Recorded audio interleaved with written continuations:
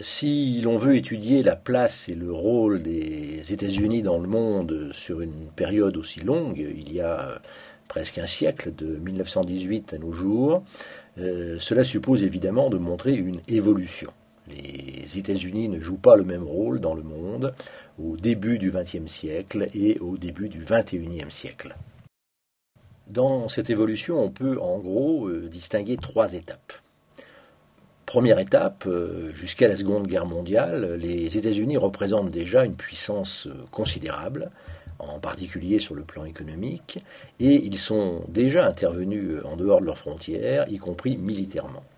Mais les États-Unis ne sont pas le centre du monde, ils n'assurent pas la direction politique et économique des affaires mondiales. Les États-Unis laissent ce rôle de direction des affaires mondiales à l'Europe et ils ne manifestent aucune impatience pour prendre la place de l'Europe. La doctrine qui prévaut alors aux États-Unis est celle de l'isolationnisme, c'est-à-dire mêlons-nous le moins possible des affaires de l'Europe.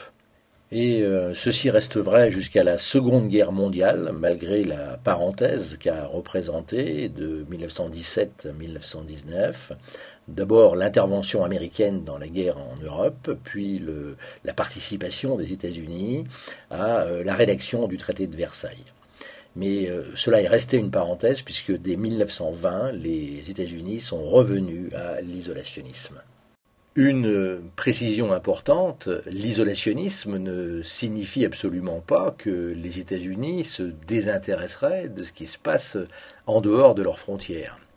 Au contraire, les États-Unis ont toujours défendu leurs intérêts dans le monde, y compris militairement. On peut rappeler un exemple totalement oublié aujourd'hui, la première intervention militaire des États-Unis en Méditerranée date de 1804. J'ai bien dit 1804. C'est une intervention militaire, une véritable guerre menée contre les pirates basés à Alger ou Tripoli qui perturbaient le commerce en Méditerranée. L'isolationnisme, ça n'est pas l'indifférence aux affaires mondiales, c'est le fait que les États-Unis laissent la direction des affaires mondiales à l'Europe, qu'ils n'ont pas l'intention d'intervenir dans les conflits politiques de l'Europe, et qu'à l'inverse, ils ne souhaitent pas que les puissances européennes interviennent sur le continent américain. Alors surtout, n'écoutez pas ceux qui, pour faire les malins, vous expliquent que l'isolationnisme n'a jamais existé, que ça n'est qu'un mythe, à condition d'en avoir une définition sérieuse. L'isolationnisme a bien existé et il a été une réalité, un aspect essentiel du rapport des États-Unis au monde jusqu'à la Seconde Guerre mondiale. Deuxième étape, un tournant considérable se produit avec la Seconde Guerre mondiale. Les États-Unis jouent un rôle décisif dans l'issue de la guerre, que ce soit dans le Pacifique ou en Europe, et surtout désormais ils assument leur rôle de grande puissance mondiale. Après 1945, ils n'envisagent pas un instant de revenir à l'isolationnisme. D'abord parce que l'Europe est épuisée et ne peut plus jouer le même rôle de direction des affaires mondiales, mais aussi parce qu'il y a désormais, en face des États-Unis, une puissance considérable, l'Union soviétique, qui est l'autre grand vainqueur de la guerre. L'Union soviétique, qui représente à la fois la Russie, puissance mondiale et puissance rivale de l'Amérique, et qui représente aussi le communisme, modèle totalement différent et adversaire du modèle américain, adversaire du modèle économique, politique et culturel des États-Unis. C'est le temps du monde bipolaire où États-Unis et URSS se partagent la direction des affaires mondiales et s'affrontent à travers la guerre froide. Les États-Unis organisent le containment ou endiguement du communisme en construisant un réseau d'alliances militaires qui encerclent le camp communiste. On observera que les principales crises de la guerre froide, à l'exception de Cuba, se situent sur cette ligne de front de l'endiguement américain. À l'époque de la guerre froide, les États-Unis exercent une hégémonie très peu contestée sur le camp occidental, un camp occidental qu'ils protègent et qu'ils organisent selon leurs propres principes.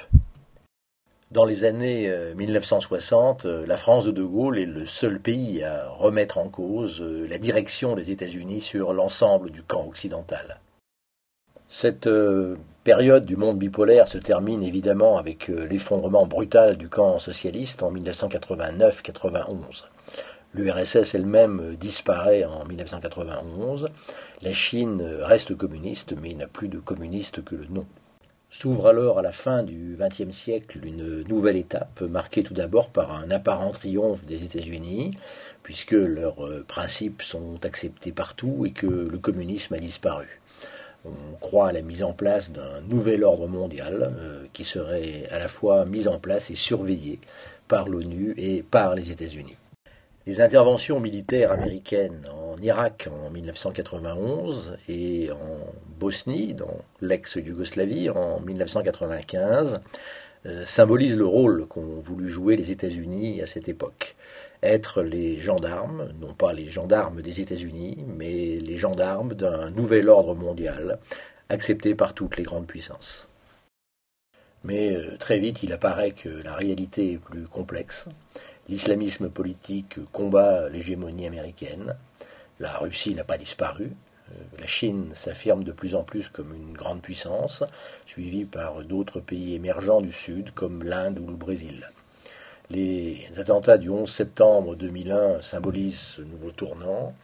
Les États-Unis ont bien l'intention de défendre à la fois leur sécurité et leurs intérêts, de rester la première puissance, mais ils le font dans un monde qui est de plus en plus clairement multipolaire. Résumons-nous ce qu'il faut savoir faire pour le bac sur cette question. Les États-Unis et le monde depuis 1918, c'est bien montrer une évolution. La place et le rôle joués par les États-Unis dans le monde ont changé, avec une évolution en gros en 3 étapes. Jusqu'à la Seconde Guerre mondiale, c'est le temps de l'isolationnisme, malgré la parenthèse qu'a représentée l'intervention des États-Unis en Europe en 1917-1918. De la Seconde Guerre mondiale à la fin des années 1980, dans le cadre du monde bipolaire, les États-Unis qui ont renoncé à l'isolationnisme exercent la direction du camp occidental. Après 1991, il n'y a plus d'URSS. Les États-Unis restent la seule superpuissance, mais ils ne peuvent à eux seuls diriger le monde et ils sont confrontés à un monde qui est de plus en plus multipolaire.